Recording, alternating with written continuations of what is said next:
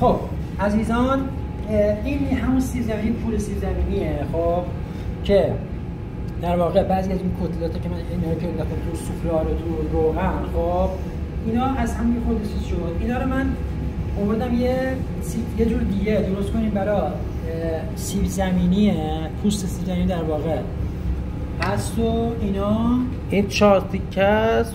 آره این 4 تیکه است. خب یه ذره از این میریزیم. خب من الان خلاصش کنم براتون. این 2 تیکه است. این 2 تیکه است. اینم نه این 4 تیکه است، این 2 تیکه. 2 تیکه سیب زمینی. خب یکم از این پول سوپله میریزیم توش که آمادهش کردیم. یک کمک پنیر بینش میریزیم. اینم همینطور. خب دوباره یک کم دیگه از این میریزیم.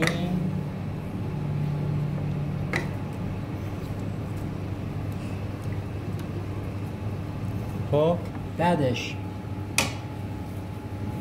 اینو حالا این که 2 تیکه سیب زمینی، خب این خیلی بهتر مواد توش جا میگیره. این حالا مثل قارچ هندونه شده، خب هندوانه، این خود کمتر میشه. لقمه ایمانه بعدش هم روش هم میتونید دوست تا دونه از این قارچ بذارید، بعدش نوش جان کنید. خام بخوری؟ نه عزیز. آره اینو هم بذار. آروم.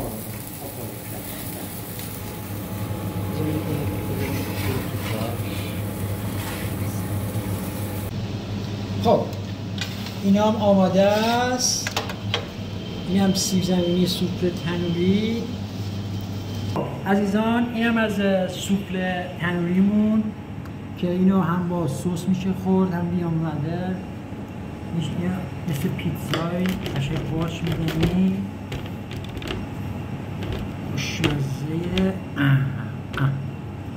البته داغا، من یه تیکه شوکولا میکشم دهنم بسپار. امیدوارم که دوست داشته باشین. سابسکرایب لایک یادتون نره.